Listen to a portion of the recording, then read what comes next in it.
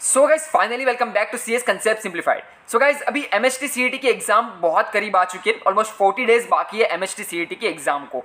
अभी आप सभी की बोर्ड एग्जाम्स खत्म हो चुकी है। होपफुली आप सभी की बोर्ड एग्जाम बहुत अच्छी गई होगी, सबके बहुत डिसेंट परसेंटेज आएंगे अभी। बट आप सभी को भी मालूम है कि बोर्ड एग्जाम से कॉलेज नहीं मिलता। कॉलेज के लिए आपको सीईटी में बहुत अच्छा स्कोर करना पड़ता है। अभी एमएचटी सीईटी में बहुत तगड़े कॉलेजेस है, सीओईपी, बीजेटीआई, एसपीआईटी, पीआईसीटी, इतने अच्छे अच्छे कॉलेजेस हैं। और अभी आप सभी का टारगेट भी इन 4 कॉलेजेस पे ही होना चाहिए। फर्स्ट 4 कॉलेजेस को ही अपना टारगेट बना के चलो, तभी आप अपने एक्सपेक्टेड परसेंटाइल से ज़्यादा अचीव कर पाओगे। सो याद रखना अपने टारगेट्स क्या होने चाहिए, एकदम हाई टारगेट्स रखो। आप सभी को एसपीआईटी, पीआईसीटी, बीजेटीआई, सीओईपी, इन 4 को में से ही आपको कोई कॉलेज लेना है, इन 4 में से ही आपको कोई ब्रांच लेनी है। ये चीज़ आप अपने दिमाग में अभी से सेट कर लो और उस हिसाब से अपनी प्रिपरेशन शुरू करो। अभी time is the most valuable thing. अभी सो प्लीज़ अपना टाइम वेस्ट मत करो। मे बी आपका टाइम वेस्ट नहीं करूंगा। अभी फटाफट आपको मैं 4 इंपॉर्टेंट थिंग्स बताता हूँ जो आपको ये लास्ट 40 डेज में करनी है। यही 4 थिंग आप कर लो, आपके स्कोर मैं गारंटी देता हूँ कि आपका स्कोर अबाउ 95 तो फिक्स आएगा ही आएगा। So guys now let's start. So अभी सबसे पहले आपका टारगेट्स अपने दिमाग में सेट कर लो। इनर मोटिवेशन होना चाहिए कि भाई मुझे इन कॉलेजेस में जाना है, इन कॉलेजेस को टारगेट करना है। सो आप सभी के मोटिवेशन के लिए मैंने यहाँ पे हाईएस्ट पैकेज और एवरेज पैकेज लिख दिया है। सो मैंने आप सभी को बताया आपका टारगेट क्या होना चाहिए।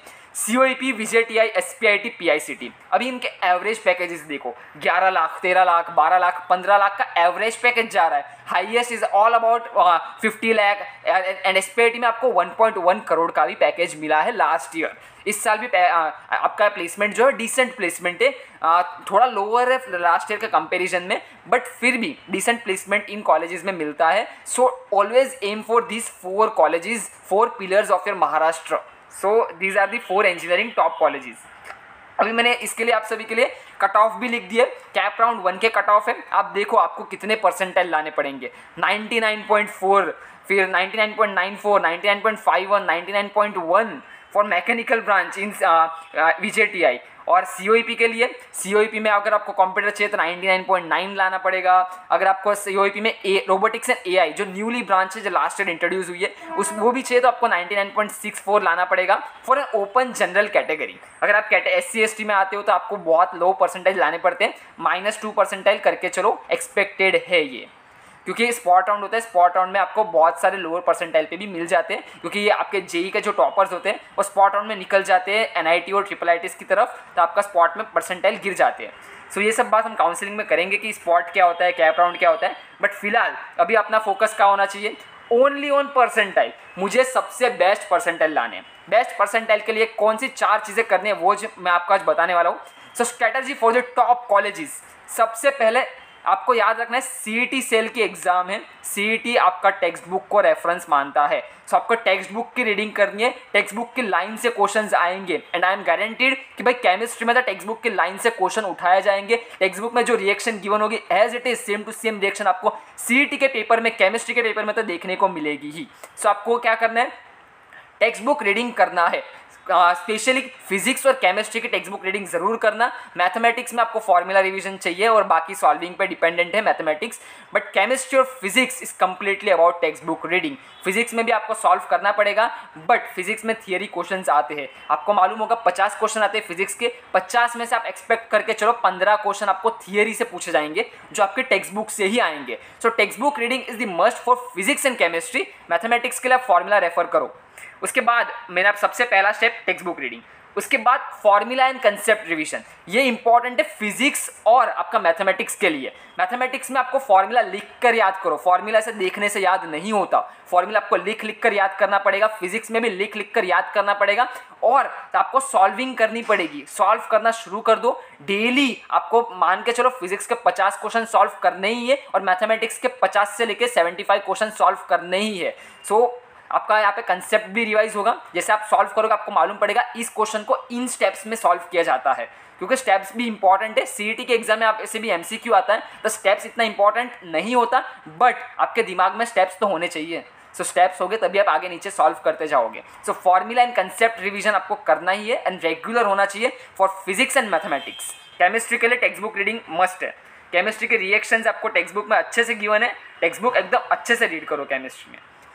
सो अभी बात आती है, आपने फॉर्मूला कर लिया, कंसेप्ट कर लिया, टेक्स्ट बुक भी अच्छे से रीड कर ली, now it's time for testing. जो आपने पढ़ा है क्या आप उसको अप्लाई कर पा रहे हो, क्या रिजल्ट आपको मिल रहा है, क्या आपने सिर्फ ऊपर ऊपर से पढ़ लिया और बोला मेरा खत्म हो गया syllabus, now I am ready for MST-CET। ऐसा नहीं होता, you need to test yourself. आप अभी कहाँ पे टेस्ट करोगे, PYQs MCQs आपको लगाने पड़ेंगे। PYQs और MCQs के लिए कौन सी बुक्स खरीदे, बुक्स के ऊपर हमने ऑलरेडी वीडियो बना लिया था। सो अगर आपने वो वीडियो नहीं देखा तो पहले जाके देखो कि कौन सी बुक लेनी चाहिए, अरिहंत ले या टारगेट ले। लास्ट मोमेंट आ चुकी है, अभी भी कंफ्यूजन होगा कि भाई मुझे एक बुक लेनी है जिसमें से रेफरेंस करूं, क्योंकि अभी नवनीत की बुक तो काम नहीं आएगी आपकी। सो अभी आपको क्लास है टारगेट और अरिहंत, टारगेट अरिहंत में से कौन सी ले। सो ये सब चीज़ों का भी डाउट हमने उस वीडियो में सॉल्व किया था। अगर आपको फिर भी डाउट रहता है, कमेंट सेक्शन आप ही के लिए बनाया गाइज, कमेंट करो, जो भी डाउट आप कमेंट करो, क्योंकि लास्ट 1 महीना बाकी है, 40 डेज बाकी है। इन 40 डेज में जो भी आपको सिंपलेस्ट डाउट भी आए, सिली डाउट भी आए, आप कमेंट करो, कमेंट सेक्शन आप ही के लिए बना हुआ है। So this was the third thing and now let's move to the fourth. Fourth is the mock test. Mock test देनी है। अभी आप बोलोगे भैया मेरा सिलेबस ही कंप्लीट नहीं हुआ, मॉक टेस्ट कैसे दे। सबसे पहले अपना सिलेबस कंप्लीट करो, सिलेबस कंप्लीट होने के बाद फुल मॉक टेस्ट देनी है। पार्ट मॉक टेस्ट दे सकते हो आप अपना चैप्टर टेस्टिंग के लिए, बट फुल मॉक टेस्ट ही आपको बताएगा कि आप कहाँ पे स्टैंड कर रहे हो, 200 में से आपके कितने मार्क्स आ रहे, 120 आ रहे, 130 आ रहे, 150 आ रहे, 180 आ रहे, कितने मार्क्स आ रहे। और याद रखना CET एग्जाम में, CET में मोटा मोटा आपको 120 से 125 लाने ही पड़ेंगे, और तभी आपको कोई अच्छे से डिसेंट कॉलेज मिलेगा, top 10। And if you are targeting for the top 5 colleges, याद रखना 150 मार्क लाने ही होंगे। अभी कंपटीशन बढ़ चुका होगा, आप लोगों ने JEE मेंस का पहला रिजल्ट 1 देखा होगा जनवरी अटेम्प्ट का, कि किस लेवल पे कंपटीशन है। और याद रखना JEE के बच्चे CET देते ही है, JEE के टॉपर्स भी CET देंगे। सो हार मत मानना, कंपटीशन रहेगी, बट याद रखना CET में 80% 12th आता है, और आप लोगों ने 12th की प्रिपरेशन अच्छे से की हुई है। सो 80% 12th आता है, सो 12th पे फोकस ज़्यादा रखना, एंड 11th को भी नेगलेक्ट मत करना। 11th इज 20%, 20% बहुत होता है, एक एक मार्क्स इंपॉर्टेंट है CET में, 20% मतलब 40 मार्क।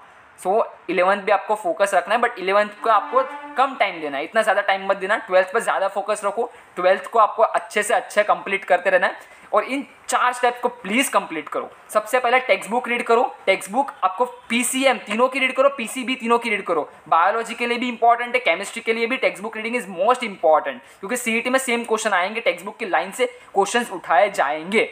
उसके बाद फिजिक्स और मैथमेटिक्स में आपको सॉल्विंग करना है, फॉर्मूला एंड कंसेप्ट पे फोकस करना है। कंसेप्ट याद होना चाहिए कि भाई ये क्वेश्चन आया इस टाइप का, तो इसको इस हिसाब से सॉल्व किया जाता है। दिमाग में स्टेप्स छपे होने चाहिए कि मुझे ये स्टेप्स में जाना है, ये होने का। उसके बाद PYQs और MCQs की सॉल्विंग रखनी है, जिससे आपकी प्रैक्टिस हो जाए फास्ट सॉल्विंग की, आपका एकदम अच्छे से फास्ट सॉल्विंग हो जाएगी और आपका आंसर करेक्ट आने लगेगा। सो एक्यूरेसी आपकी बढ़ती जाएगी। सो इसके होगा, उसके बाद मॉक टेस्ट देनी है, जम के मॉक टेस्ट देनी है। आप CET एग्जाम से पहले, फाइनल एग्जाम से पहले आप सभी को 5 मॉक टेस्ट तो देके ही जानी है। 5 मॉक टेस्ट डिसाइड करेगा कि आपका कहाँ स्कोर बन रहा है। 5 का एवरेज लोगे तो आपको मालूम पड़ेगा कि भाई मैं इस मार्क्स पे स्टैंड कर रहा हूँ।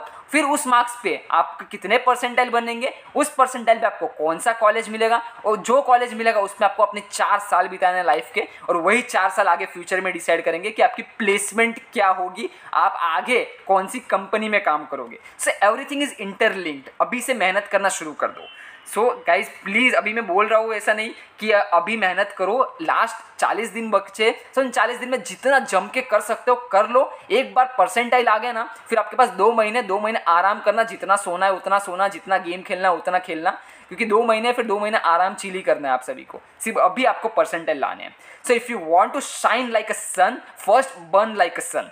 अभी आग जलाओ अपने अंदर। आपको मैंने पहले ही मोटिवेशन दिया है, अभी भी बोल रहा हूँ कि एवरेज पैकेज देख लो इन टॉप 4 कॉलेजेस के। आपको इन 4 में से ही कोई कॉलेज में जाना है, COEP, VJTI, PICT, SPIT। Average देख के चलो, हाईएस्ट देख के चलो, and you are the one of the guy जो इन्हीं में से एक पैकेज लेके जाएगा। सो गाइज यही था एक छोटा सा video, and guys don't waste your time. ये वीडियो भी एक 10 मिनट का वीडियो है, बट इन 10 मिनट में आपको कुछ ना कुछ तो नॉलेज आया ही होगा, कुछ मोटिवेशन तो मिला ही होगा। And don't waste your time. And guys मैं कोई कोर्स भी सेल नहीं करता, मैं आपको ना ही कुछ बोलता कि ये ऐप डाउनलोड करो, यहाँ से ये कोर्स आएगा, ये खरीदो। कुछ खरीदने की ज़रूरत नहीं है। क्रैश कोर्स ले लो दिनेश सर का, बस वो काफ़ी है।